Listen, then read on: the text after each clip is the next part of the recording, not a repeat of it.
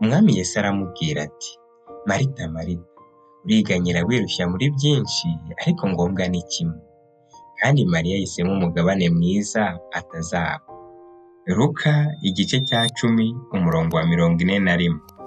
Igihe Marita yari arembejwe n'akazi ko mu rugo, Mariya yari ku birenge bya Yesu, yumva amagambo y'ubugingo ndetse ashaka no guhemburwa k'umutima. Natwe abantu benshi muri iki gihe tumeze nka Marita. Turi gukubita hirya no hino ngo turebe nimba imiryango yacu yamera neza, ko twagera ku ntego twihaye, ko twazamurwa mu kazi, ko twakwiga amashuri tukagera mu rwego rwo hejuru, n'ibindi byinshi turi kwirukaho mu buzima bwacu busanzwe. Uyu munsi njye nawe turabwirwa ngo runaka, wiganyira wirushya muri byinshi, ariko ngombwa ni kimwe. Ni uguhitamo umugabane mwiza utazanyagwa. Ubuzima bwo muri iyi minsi buradukomereye. Byukira muri shuguri ndetse tukazirirwamo, na nimugoroba tugataha tunaniwe. Ndetse bamwe na bamwe bajya babura n'umwanya wo kurya. Ibiduhuza byabaye byinshi: imbuga nkoranyambaga, amafilime, ibitaramo, ndetse n'ibiganiro biryoshye. Nawe uyu munsi urabazwa ikibazo kimwe: mbese n'icyo ugira nyambere mu buzima bwawe? Ese wibuka yuko Uwiteka ari we wakuremye kandi akaba ari we ukigutije ubugingo?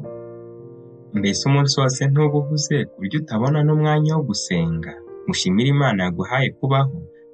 Mbese byakumarira iki gutunga iby'isi byose ariko ukabura ubugingo buhoraho?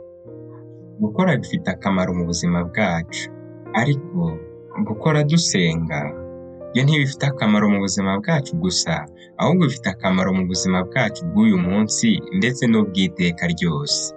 Yesu ati, dore mpagaze ku rugi ndakomanga. Umuntu niyumva ijwi ryanjye agakingura urugi, nzinjira iwe dusangire. Akongera ati, mube maso musenge mutajya mu moshya. Akongera ati, ikibasinzirije ni iki?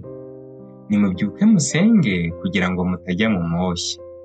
Uko abigishwa ba Yesu bari bagushijwe agacuho n'imirimo y'uwo munsi, niko natwe muri iyi minsi tumeze.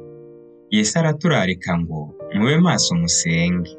Nanone araduha ibyiringiro ati, ntimugahagarike umutima wo gushaka ibyo kurya n'ibyo kunywa, kandi ntimwiganyire.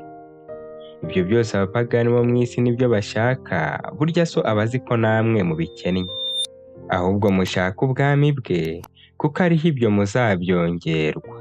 Luka igice cya 12 umurongo wa 29 kugeza wa 31. Dusenge.